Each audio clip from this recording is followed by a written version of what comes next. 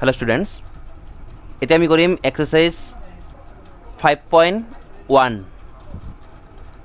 exercise 5.1 question number 1 টো সবা কি কৈছে question number 1 টো দিয়া হৈছে prove that the function question টো কৈছে prove that the function fx equal to f of x is equal to কৈ দিছে 5x minus 3 is continuous function is continuous বুলি কৈ দিছে তো ইয়াতে তোমাৰ চোৱা কুৱেশ্যনত যেটো দিয়া হৈছে কুৱেশ্যনত তোমাৰ দিছে এটো এটা কি পলিনোমিয়াল হয় না নাই fx means এটা পলিনোমিয়াল বহুপদ হয় যেটো তোমাৰ fx দিছে এটো কি তোমাৰ 1 ডিগ্ৰী হয় না যেটো তোমাৰ বহুপদটো দিয়া হৈছে এই বহুপদটোৰ ডিগ্ৰী তোমাৰ কিমান 1 তো লিনিয়ার দিছে লিনিয়ার পলিনোমিয়াল দিছে হয় না তো লিনিয়ার পলিনোমিয়াল দিলে আমি কৈছিলো না যে পলিনোমিয়াল ফাংশনস আর কন্টিনিউয়াস ফাংশনস কৈছিলো তো তার এবার তুমি ডাইরেক্ট কব পারিবা যে fx 5x 3 এটো হবে একটা line are line to continuous হবে হয় না এটো লাইন হবে এটা y mx c টাইপৰ হৈ আছে তো এটো এটা কি হ'ব কন্টিনিউয়াস ফাংশন হ'ব কিন্তু কোৱেশ্যনত কৈছে prove that the function is continuous at question কৈছে at x = 0 at x = -3 at x = 5 এই তিনটা পয়েন্টত কন্টিনিউয়াস হয় বুলি দেখাব লাগে এনে তো এটা কন্টিনিউয়াস ফাংশনে হয় কিন্তু আমার কি কইছে তিনটা পয়েন্টত কন্টিনিউয়াস হয় বুলি দেখাব লাগে ঠিক আছে সো আমি ইয়াৰ কাৰণে সলিউশনটো লিখিম কোৱেশ্যন নম্বৰ 1 ৰ কাৰণে তো ইয়াতে তোমাৰ x = 0 ৰ কাৰণে কৰিম প্ৰথমতে for x = 0 ইয়াৰ কাৰণে কৰিম for x = 0 তো প্ৰথমতে তুমি f of 0 উলিয়াইছোৱা f of 0 কিমান হ'ব -3 হ'ব নেক্সট আমি উলিয়াম limit x tends to 0 f of x এটো উলিয়াম তো এটো তোমাৰ হ'ব limit x tends to 0 fx means 5x - 3 so 0 বহাই দিলে -3 হয় গতিকে আমাৰ ইয়াতে কি হ'ল যে limit x tends to 0 f of x is equal to f of 0 so কি হ'ল f টো কন্টিনিউয়াস হ'ল therefore f is continuous at x = 0 এখানে হল একেদৰে x = -3 কাৰণে আৰু x = 5 ৰ কাৰণে কৈ লবা নেক্সট কোৱেশ্যন নম্বৰ 2 সোৱা কি কৈছে কোৱেশ্যন নম্বৰ 2 কৈ আছে f of x দিয়া আছে তোমাৰ কোৱেশ্যন দিয়া আছে f of x is equal to দিয়া আছে 2x² - 1 কোৱেশ্যন কৈছে examine the continuity of the function fx = 2x² - 1 at x = 3 তো প্রশ্ন কৈছে x = 3 পয়েন্টত এই ফাংশনটো কন্টিনিউয়াস হয় নে নাই হেতু আমাৰ পৰীক্ষা কৰিব লাগে ঠিক আছে পৰীক্ষা কৰিব লাগে তো কন্টিনিউয়াস তো হবই কারণ এটা পলিনোমিয়াল হয় সেকেন্ড ডিগ্রি পলিনোমিয়াল গতে এটা কন্টিনিউয়াস হ'ব তো কন্টিনিউয়াস যদি হয় x = 3 পয়েন্টত তো কন্টিনিউয়াস হ'ব তো অ্যানসারটো আমাৰ কি হ'ব কন্টিনিউয়াস হ'ব বুলি হ'ব হয় না কিন্তু আমাৰ দেখাব লাগে তো আমি কি কৰিম f of 3 উলিয়াম f of 3 হ'ব তোমাৰ হৈ আছে তো 17 একেদৰে তুমি লিমিটটো উলিয়াবা limit of f of x at x tends to 3 so ইয়াৰ কাৰণে তোমাৰ হ'ব লিমিট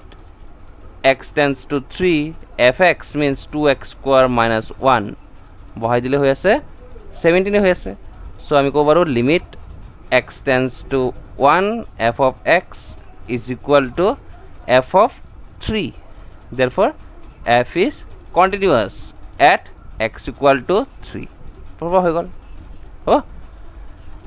নেক্সট হ'ব কোৱেশ্যন নম্বৰ 3 সো কি কৈছে কোৱেশ্যনটো examine the following functions for continuity তোমাৰ ইয়াতে কৈছে যে তোমাৰ f of x দিয়া আছে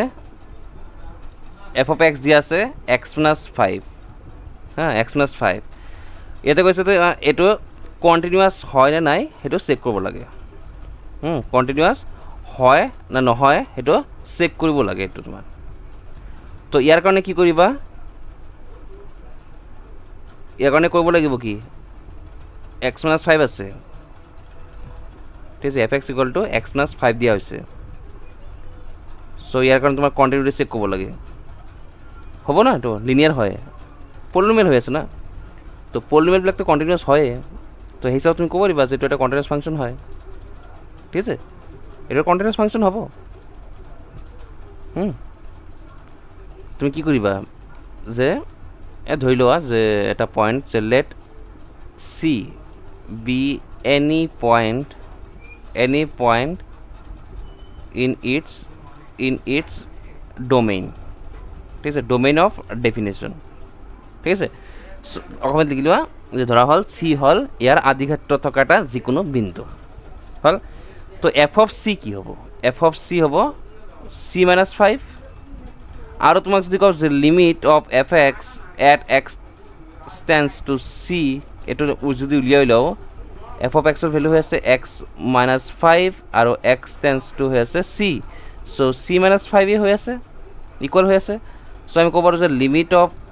f of x when x tends to c is equal to f of c. So f is continuous, f is continuous at x equal to c. আৰু c টো কি? c হৈছে এটা যিকোনো বিন্দু, হয় না, আদিক্ষেত্ৰত থকা যিকোনো বিন্দু, তাৰমানে প্ৰত্যেক বিন্দুতে continuous. Hence f is a continuous function. গতিকে f এটা অবিচ্ছিন্ন ফলন হৈ গ'ল এইখিনি। বুজি পালা? চাবা কুৱেশ্যন নম্বৰ 3 বি কি কৈছে চোৱা। তোমাৰ এইবাৰ কৈ দিছে F of x equal two দিছে 1/x মাইনাছ 5, আৰু এক্সৰ ভেলুটো 5 হ'বই নোৱাৰিব। তো এইটো কণ্টিনিউৱাছ হয় না নাই? এইটো কণ্টিনিউৱাছ হ'ব, এইটো হ'ব, কাৰণ এইটো তোমাৰ কি হ'ব, এক্সৰ ভেলু তুমিতো 5 ল'বই নোৱাৰিবা, 5 বাদ দি ল'ব লাগিব। তুমি যদি এনেকৈ লিখা যে c be any point in its domain, তো চি যে ল'বা চিটো কেতিয়াও 5 নহ'ব, কাৰণ সম্ভৱেই নহ'ব চিৰ ভেলু 5। গতিকে বাকী পইণ্টৰ কাৰণে তুমি যদি কৰা একে ছেইম আগৰ নিচিনাই হ'ব। আগৰ নিচিনা কৰিলে তোমাৰ কি ৱেবটো কণ্টিনিউৱাছ হৈ যাব। কৰি চাবা সেইখিনি ছেইম প্ৰচিডিউৰ কৰি চাবা। একেতে তোমাৰ চি নাম্বাৰ যিটো আছে, চি নাম্বাৰটো তোমাৰ দিয়া আছে কি চোৱা, চি নাম্বাৰ দিয়া আছে F of x equal to দিয়া আছে যে এক্স স্কোৱাৰ -25 ডিভাইড বাই এক্স প্লাছ 5, এইটো দিয়া আছে। আৰু এটা তোমাক কৈ দিছে এক্সৰ ভেলু -5 হ'ব নোৱাৰে। তো এটা ৰিয়েল নাম্বাৰ ধৰিবা চি, যিটো কি -5ৰ ইকুৱেল নহয়। তাৰপিছত তুমি এফ অফ চি উলিয়াবা, পাবা কিবা এটা ভেলু পাবা। তাৰপিছত তুমি কি উলিয়াবা, লিমিটটো উলিয়াবা, চাবা ছেইম আহিব। তো equal means f is continuous at x equal to c, hence f is a continuous function in its domain. ফাংচনটো যদি কণ্টিনিউৱাছ হয়, সেইটো তোমাৰ ডোমেইনৰ কথাই ক'ব লাগে আচলতে, সেইটো তোমাৰ বাহিৰা পইণ্টৰ কথা নাহে, আচলতে ডোমেইনৰ কথাটোৱে আহে। তো ডোমেইনত তোমাৰ কি -5টো নাই, চ' -5 কাৰণে তোমাৰ চাব নালাগে। তেতিয়া তুমি কি ক'ব পাৰিবা যে F is continuous at every point in the domain of F, and so' it is a continuous function. আমি ক'ব পাৰোঁ যে এফটো এটা তোমাৰ কি যে ইয়াৰ আদিক্ষেত্ৰত থকা প্ৰত্যেক বিন্দুতে অবিচ্ছিন্ন, গতিকে এফ এটা অবিচ্ছিন্ন ফলন। ধৰি পাইছানে? পাৰিবা? নেক্সট চোৱা ডি নাম্বাৰটো চোৱা কি কৈছে। ডি নাম্বাৰটো কৈছে f of x equal to, চোৱা f of x equal to দিয়া আছে mod of f of x is equal to mod of x plus 5, এইটো দিয়া আছে। তো ইয়াক তুমি ব্ৰেক কৰিব পাৰিবা, x plus 5 plus x plus 5 minus x plus 5, এইটো ব্ৰেক কৰিব পাৰিবা, প্লাছ এক্স আৰু মাইনাছ এক্স। কণ্ডিশ্যন এনেকুৱা আছিল না যে এই এক্সৰ ভেলুটো যদি য'তকৈ বেছি হয় তেতিয়া কি হয়, প্লাছ এক্স হয়, আৰু যদি এক্স মাইনাছ 5ৰ ভেলুটো যদি ৰ'বা এক্স মাইনাছ 5ৰ ভেলুটো যদি লেছ দেন 0 হয়, এক্স মাইনাছ 5 লেছ দেন 0, তেতিয়া কি হয় মাইনাছ এক্স মাইনাছ 5, আৰু 0 হয় যদি এক্স মাইনাছ 5 ইকুৱেল টু 0 হয়। চ' ইয়াৰ পৰা তুমি ক'ব পাৰিবা যে x minus 5 minus x plus 5 আৰু 0, ইয়াতে কণ্ডিশ্যন হ'ব এক্স গ্ৰেটাৰ দেন 5, ইয়াতে হ'ব এক্স লেছ দেন 5, আৰু ইয়াতে হ'ব এক্স ইকুৱেল টু 5। তো ফাংচনটো আচলতে এইটোহে দিয়া হ'ল, এই এফ এক্সটো এইদৰেহে দিয়া হ'ল। আমি এইখিনি উলিয়ালোঁ। এতিয়া আমি চেক কৰিম যে এইটো কণ্টিনিউৱাছ ফাংচন হয় নে নহয়। এইটো কণ্টিনিউৱাছ হয় নে নাই এতিয়া আমাৰ চেক কৰিব লাগিব। তো কণ্টিনিউৱাছ যদি চেক কৰিব লাগে, তুমি চাবা আমি কি কৰিম, এটা পইণ্ট ধৰি ল'ম চি, কৰিছোঁ এনেকুৱা টাইপৰ, হয় না, মডুলাছ ফাংচন কৰিছোঁতো, মডুলাছ ফাংচন কৰা হৈছেতো। তো ইয়াতে লিখি ল'ম যে late C belongs two real number B any point, হয় না, যে ধৰা হ'ল চি বিলংছ টু আৰ হ'ল এটা যিকোনো বাস্তৱ সংখ্যা, হ'ল এতিয়া আমি কি কৰিম কেছ 1 when যেতিয়া c is equal to 5 হয় যেতিয়া c equal to 5 লোৱা হ'ব তেতিয়া আমি সেই c পইণ্টত চাম যে কণ্টিনিউৱাছ হয় না নাই তেতিয়াহ'লে তুমি চাবা f of 5 কিমান হ'ব f of 5 কোনটোত বহাবা 5টো তাৰমানে তোমাৰ এইটো 0 হ'ব লেফ্ট হেণ্ড লিমিট উলিয়াই চাওঁ limit x tends to c minus f of x তাৰমানে বুজাইছে limit x tends to c minus মানে 5 মাইনাছ f of x মানে কোনটো বহাবা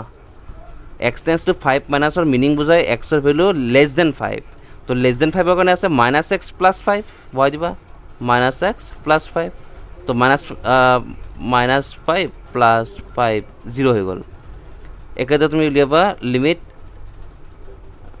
ঠিক আছে limit x tends to c plus f of x so তোমাৰ এইটো হ'ব limit x tends to 5 plus greater than 5 ৰ কাৰণে কোনটো পাবা এই x - 5 টো x - 5 বহাই দিলে 0 সো তিনিটা ইকুৱেল হ'ল তো তিনিটা যদি ইকুৱেল হৈ আছে তাৰমানে কি continuous limit x tends to c তাৰমানে 5 কো বাৰু f of x is equal to f of 0 sorry f of 0 নহয় f of 5 so f is continuous at x equal to 5 তো আমাৰ এটা ষ্টেপ হৈ গ'ল x equal to 5 to continuous হৈ গ'ল এতিয়া আমি কৰিম কেছ 2 হ'ব c greater than 5 আৰু কেছ 3 হ'ব c less than 5 তিনিটা ষ্টেপ হ'ব লাগে আমি কৰিছিলোঁ যেতিয়া তোমাৰ এই মডুলাছ ফাংচন যেটো প্ৰুভ কৰিছিলোঁ তাতে কৰিছিলোঁ সো ইয়াতে হ'ব তোমাৰ when c less than 5 তেতিয়া তোমাৰ f of c কোনটো লিখিবা নিশ্চয় -c + 5 লিখিবা এইটো -c + 5 একেদি হয় না -x + 5 আছে নাই x less than 5 ৰ কাৰণে সো এইটো বহাই দিলোঁ এতিয়া আমি উলিয়াম limit of f of x when x tends to c minus and c plus তো c minus হোক বা প্লাস হোক হ্যাঁ c minus হোক বা প্লাস হোক যেহেতু c ৰ ভ্যালুটো 5 তকৈ কম আছে c ৰ ভ্যালুটো তোমাৰ যদি 5 তকৈ কম আছে এটা ধৰা 5 তকৈ কম আছে তো c প্লাস হলে এইখিনিত বুজাব এইখিনিত আৰু c মাইনাস কৰলে c লেফট সাইডত এইখিনি বুজাব তাৰমানে c ৰ একদম আখে পাখে বুজাব তো দুটা কেছত কি হৈছে তোমাৰ 5 তকৈ কমই হৈ আছে দুটা কেছতে তোমাৰ কি 5 তকৈ কম হৈ আছে না নাই লেফট সাইডত হৈ আছে মানে কি কম হৈ আছে তো তুমি কি কৰিবা এটা উলিয়ালি হল মানে direct x tends to c উলিয়ালি হল মানে লেফট হ্যান্ড লিমিট উলালেও হ'ব কিন্তু ডাইরেক্ট তুমি এটাই উলিয়াই দিব পাৰিবা কাৰণ দুটা কেছতে তোমাৰ কি হয় লেছ দেন 5 এ হয় সো তুমি ইয়াতে বহাই দিবা limit x tends to c আৰু এটো পাবা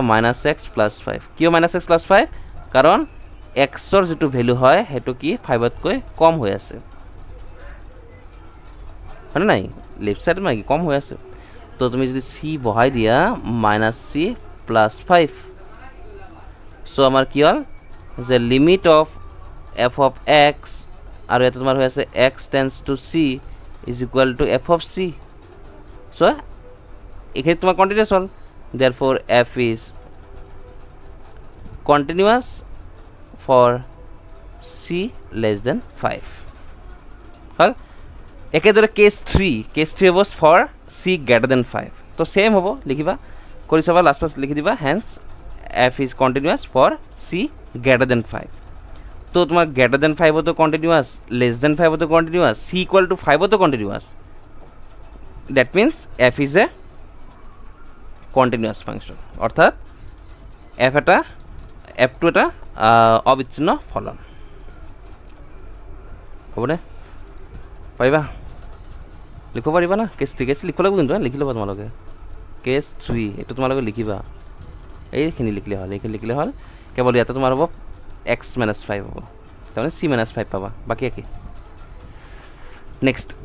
কোশ্চেন নাম্বার 4 কোশ্চেন নাম্বার 4 কি কয় কোশ্চেন নাম্বার 4 কৈ আছে f of x দিয়া আছে x power n এটা কৈছে is continuous at x equal to n এইটো প্ৰুভ কৰিব লাগে এনটো হৈছে এটা পজিটিভ ইণ্টিজাৰ এন হৈছে এটা পজিটিভ ইণ্টিজাৰ তাৰমানে নেচাৰেল নাম্বাৰ পজিটিভ ইণ্টিজাৰ মানে কি নেচাৰেল নাম্বাৰ পজিটিভ ইণ্টিজাৰ তো নেচাৰেল নাম্বাৰ বুজাইছে না তো এক্স ইকুৱেল টু এনত তোমাৰ এইটো দেখুৱাব লাগে কণ্টিনিউৱাছ এইটো হ'বই কাৰণ এইটো বহুপদ হয় পলিনমিয়েল হয় পলিনমিয়েলবিলাক কণ্টিনিউৱাছ ফাংচন তো তোমাৰ সেইটোতো এনেই হ'ব কিন্তু কুৱেশ্যন কৈছে কি প্ৰমাণ কৰিব দিছে তো প্ৰমাণৰ কাৰণে তোমাৰতো কৰিব লাগিব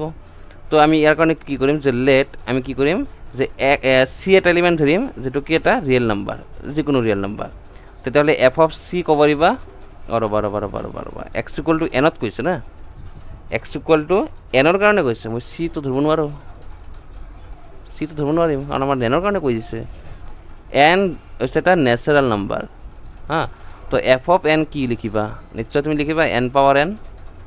আৰু তোমাক যদি কওঁ যে লিমিট অফ এফ এক্সৰ ভেলু কি হ'ব যেতিয়া এক্সৰ ভেলু টেন্স টু এন হ'ব তুমি কি কৰিবা যে limit of x power N so' N put কৰিলে এন পাৱাৰ এন ছেম আহিছে ছেমটো আহিব না আহিব এইটো F of x tends two N is equal two F of N so' F is continuous at x equal two N গতিকে F ফলনটো x equal two এনত অবিচ্ছিন্ন হৈ গ'ল কুৱেশ্যন নম্বৰ 5 তো কুৱেশ্যন নম্বৰ 5 কি কয় চ' অনলাইন ক্লাছত এটা সুবিধা কি তোমালোকে পাউজ কৰি লিখিব পাৰিবা হয় না কিন্তু যদি মই যদি বহি থাকোঁ এনেকুৱাকৈ সম্ভৱ নহ'ব সেইকাৰণে অলপ স্পীড হোৱা হেন লাগে তাৰমানে তোমালোকে যদি লিখিব লাগে পাউজ কৰি ল'বা পাউজ কৰি লিখি ল'বা কোনো অসুবিধা নাই না যিমান ইচ্ছা চাব পাৰোঁ x less than equal to 1 x greater than 1 question কৈছে is the function f defined by ইমান continuous at x equal to 0 আকৌ কৈছে এক্স ইকুৱেল টু 1 আৰু কৈছে এক্স ইকুৱেল টু 2 কোনটো পইণ্টত এইটো কণ্টিনিউৱাছ হয় চেক কৰিব লাগে তোমাক যদি কুৱেশ্যনটো কওঁ যে এই ফাংচনটো কোন পইণ্টত ডিছকণ্টিনিউৱাছ হৈছে কি ক'বা চোৱা ফৰ এক্স গ্ৰেটাৰ দেন 1 তুমি যদি এক্স গ্ৰেটাৰ দেন 1ৰ কাৰণে চোৱা এক্স গ্ৰেটাৰ দেন 1 তেতিয়া তোমাৰ ফাংচনটো কি হয় 5 হৈ আছে না 5 মিনছ কনষ্টেণ্ট ফাংচনবিলাকতো এটা তোমাৰ পলিনমিয়েল হিচাপত ধৰিব পাৰোঁ তোমাৰ 5 যে আছে এইটো কি এক্স পাৱাৰ 0 হিচাপত লিখিব পাৰোঁ না তো পলিনমিয়েল হ'লতো চ' পলিনমিয়েলবিলাকতো অলৱেজ কণ্টিনিউৱাছ বুলি জানাই তো এফ অফ এক্স যদি আমি 5 লওঁ F of x is equal two 5 লওঁ তেতিয়াতো এইটো কণ্টিনিউৱাছ হ'ব কাৰ কাৰণে হ'ব গ্ৰেটাৰ দেন 1ৰ কাৰণে তাৰমানে 1তকৈ ডাঙৰ যিমানবোৰ নাম্বাৰ আছে গোটেইকেইটা নাম্বাৰতে কণ্টিনিউৱাছ হ'বই তোমাক যদি কওঁ যে এই ফাংচনটো 2 পইণ্টত কি হ'ব কণ্টিনিউৱাছ ডাইৰেক্ট ক'ব পাৰিবা কণ্টিনিউৱাছ কাৰণ 2ৰ কাৰণে এই ফাংচনটো এটা কনষ্টেণ্ট ফাংচন হৈ আছে হয় না তেনেকুৱাকৈ তোমাক যদি কওঁ যে এক্স ইকুৱেল টু 10 পইণ্টত কি হ'ব কণ্টিনিউৱাছ হ'বনে এইটো হ'ব ডাইৰেক্ট ক'ব পাৰিবা হ'ব কাৰণ এফ এক্স যিটো আছে এফ এক্সটো এটা কনষ্টেণ্ট ফাংচন হৈ আছে হয় না কাৰ কাৰণে যেতিয়া আমি এক্সৰ ভেলু 1তকৈ বেছি লওঁ তো যিহেতু এক্সৰ ভেলু 10 লৈছোঁ তো 10 মানে 1তকৈ বেছি চ' আমি ক'ম F is A function constant function and constant functions R polynomials and hence f is continuous for x equal to 10 হ'ব একেদৰে তোমাক যদি কওঁ যে এক্সৰ ভেলু যদি -100 লওঁ এক্সৰ ভেলু -100 এই পইণ্টত কণ্টিনিউৱাছ হ'বনে এক্স ইকুৱেল টু -100 পইণ্টত চ' তোমাৰ এনচাৰটো হ'ব য়েছ কণ্টিনিউৱাছ হ'ব কাৰণ এক্সৰ ভেলু -100 ক'ত সোমাই আছে এইখিনি ভিতৰত সোমাই আছে এক্সৰ ভেলু -100 সোমাই আছে x less than equal to 1ৰ ভিতৰত so' x less than equal to 1ৰ ভিতৰত থাকিলে এফ এক্সৰ ভেলু কি বুলি কৈছে এফ এক্সৰ ভেলু কৈছে এক্স মিনছ পলিনমিয়েল হয় না F x equal two x means কি পলিনমিয়েল ঠিক আছে লিনিয়াৰ পলিনমিয়েল হৈ আছে চ' পলিনমিয়েল যদি হৈছে কণ্টিনিউৱাছটো হ'বই তো কণ্টিনিউৱাছ হৈ আছে কাৰ কাৰণে যেতিয়া আমি এক্সৰ ভেলু 1তকৈ কম ল'ম এক্সৰ ভেলু যদি 1তকৈ কম লওঁ তেতিয়া এফটো কণ্টিনিউৱাছ হয় এক্সৰ ভেলু যদি 1তকৈ বেছি লওঁ তথাপি কণ্টিনিউৱাছ হয় এইটো কনফাৰ্ম একদম 100% কনফাৰ্ম যে আমি ডাইৰেক্ট ক'ব পাৰোঁ এইবিলাক যেতিয়া তোমাৰ কুৱেশ্যন দিয়া থাকিব তুমি লক্ষ্য কৰিবা এইখিনি মাত্ৰ লক্ষ্য কৰিবা যে ইয়াতে কি পইণ্ট দেখা যায় আছে ইয়াতে তোমাৰ কি পইণ্ট দেখা যায় আছে অনলি 1 দেখা যায় আছে তো তুমি কি কৰিবা এক্স ইকুৱেল টু 1ৰ কাৰণেহে চেক কৰিবা কণ্টিনিউৱাছ হয় না নাই অনলি এক্স ইকুৱেল টু 1ৰ কাৰণেহে চেক কৰিবা যে সেইটো কণ্টিনিউৱাছ হয় না নাই এতিয়া এই 1 বাদ দি তোমাক যদি কওঁ বেলেগ পইণ্ট ধৰি লোৱা এক্স ইকুৱেল টু 10 গ'লোঁ তুমি ডাইৰেক্ট ক'ব পাৰিবা কণ্টিনিউৱাছ হ'ব x ইকুয়াল টু -100 যদি কওঁ ডাইৰেক্ট ক'ব পাৰিবা কণ্টিনিউৱাছ হ'ব, কিন্তু তোমাক যদি কওঁ x ইকুয়াল টু 1ত কি হ'ব ক'ব নোৱাৰো,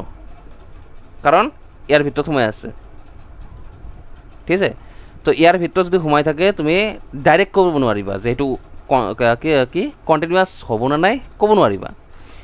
তুমি কৰিবা কি ইয়াৰ কাৰণে চেক কৰিব লাগিব, ইয়াছ x ইকুয়াল টু 1ৰ কাৰণে চেক কৰিব লাগিব, ডাইৰেক্ট ক'ব নোৱাৰিবা, কিন্তু চেক কৰি ক'ব পাৰিবা। কিন্তু এইবিলাক চোৱা, এইবিলাক তোমাৰ ডাইৰেক্ট ক'ব পাৰিবা। ধৰি পাইছা না কথাখিনি? তো 1ৰ কাৰণে চেক কৰিলে হ'ল। তো চেক কৰোঁতে কি চেক কৰিব লাগে, left hand and right hand, তোমাৰ লেফ্ট হেণ্ড লিমিট আৰু ৰাইট হেণ্ড লিমিট চেক কৰিব লাগে না। তো for x equal to 1 only 1ৰ কাৰণে চেক কৰিলে হ'ল। চ' লেফ্ট হেণ্ড লিমিট উলিয়াম, limit x tends to 1 minus f of x, এইটো কোৱা হ'ব লেফ্ট হেণ্ড লিমিট। তো লেফ্ট হেণ্ড লিমিট হৈ আছে x tends to 1 minus f x, f এক্সৰ ভেলু কোনটো পাবা, এফ এক্সৰ ভেলু পাবা এক্স, কাৰণ এক্সৰ ভেলু 1তকৈ কম, এইটো মাইনাছ চাইন আছে না 1তকৈ কম। চ' 1 পুট কৰিলে 1 পাম। একেদৰে আমি পাম right hand limit, right hand limit হ'ব এক্স টেন্স টু 1 প্লাছ, তো x tends to 1 plus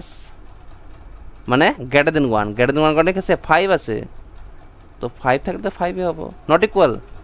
left hand limit not equal right hand limit. So' আমি ক'ব পাৰোঁ f is not continuous or f is discontinuous, হয় না, f is discontinuous, discontinuous at x equal to 1। অসমত লিখা এতেকে x equal to 1 বিন্দুত F ফলনটো বিচ্ছিন্ন, এক্স ইকুৱেল টু 1 বিন্দুত এফ ফলনটো বিচ্ছিন্ন হৈ গ'ল।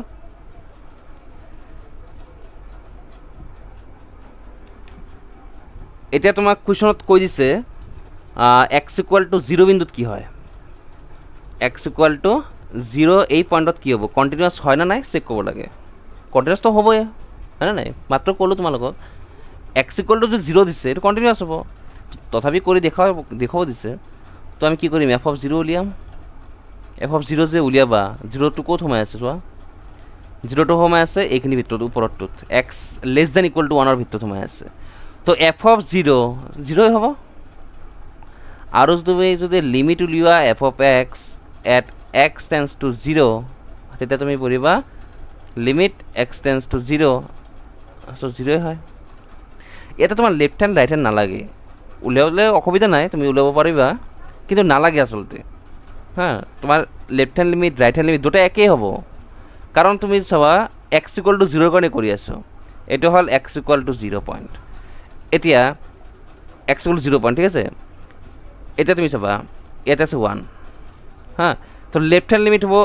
এইখিনিৰ মানত হ'ব আৰু ৰাইট হেণ্ড লিমিট হ'ব এইখিনি মানত, দুটাইতো 1তকৈ কম হৈ আছে। তো দুটাই যদি 1তকৈ কম হয় তেতিয়া কি এক্সটো আহিব না, দুটা কেছততো এক্সেই আহিব। চ' লেফ্ট হেণ্ড লিমিটত তুমি এক্সে পাবা, ৰাইট হেণ্ড লিমিটত তুমি এক্সেই পাবা, তো বাৰে বাৰে কৰাৰ দৰকাৰে নাই, ডাইৰেক্ট কৰি দিলে হয়। বুজি পাইছা কথানি? সেইকাৰণে ডাইৰেক্ট কৰিব পাৰিবা। চ' বহাই দিবা, হৈ গ'ল, বহাইটো দিছোঁ, হৈ গ'ল। চ' আমি ক'ব পাৰোঁ যে limit of f of x when x tends to 0 is equal to f of 0. So f is continuous at x equal to 0. অর্থাৎ x equal to 0 বিন্দুত f ফলনটো অবিচ্ছিন্ন, x equal to 0 বিন্দুত f ফলনটো অবিচ্ছিন্ন হ'ব। একেদৰে 6 নম্বৰ সেম কুৱেশ্যন, তোমাৰ এটা কৈছে ফাইণ্ড অল পইণ্টছ অফ ডিছকণ্টিনিউটি। কুৱেশ্যনটো কৈছে যে গোটেইকেইটা পইণ্ট উলিওৱা য'ত য'ত সেইটো ডিছকণ্টিনিউৱাছ হয়। তো তুমি ধৰি ল'বা চি বুলি ধৰি ল'বা, চি ধৰি ল'বা, চি ধৰাৰ পিছত চিৰ ভেলু তুমি 2ৰ কাৰণে কৰিবা, চিৰ ভেলু লেছ দেন 2ৰ কাৰণে কৰিবা, চিৰ ভেলু গ্ৰেটাৰ দেন 2ৰ কাৰণে কৰিবা। যেতিয়া তুমি চিৰ ভেলু গ্ৰেটাৰ দেন 2ৰ কাৰণে কৰিবা কণ্টিনিউৱাছ পাবা, যেতিয়া তুমি চিৰ ভেলু লেছ দেন 2ৰ কাৰণে ল'বা কণ্টিনিউৱাছ পাবা। তো অনলি চেক কৰিব লাগিব অনলি চি ইকুৱেল টু 2ৰ কাৰণে। তো 2ৰ কাৰণে তুমি লেফ্ট হেণ্ড লিমিট চাবা, ৰাইট হেণ্ড লিমিট চাবা, যদি ইকুৱেল হয় কণ্টিনিউৱাছ, আদাৰৱাইজ ডিছকণ্টিনিউৱাছ হ'ব না, কৰি চাবাচোন। তো নেক্সট ক্লাছত মই কৰি দিম এইখিনি, হা, 6ৰ পৰা নেক্সট ক্লাছত কৰি দিম। তোমালোকে 5লৈকে আজি কমপ্লিট কৰা, আৰু পাৰিলে 6ৰ পৰা কৰি চোৱা, হা, চিৰিয়েলি কৰি চোৱা, নেক্সট ক্লাছত মিলাই ল'বা হ'ব। আজি হ'ব দিয়া, থেংক ইউ।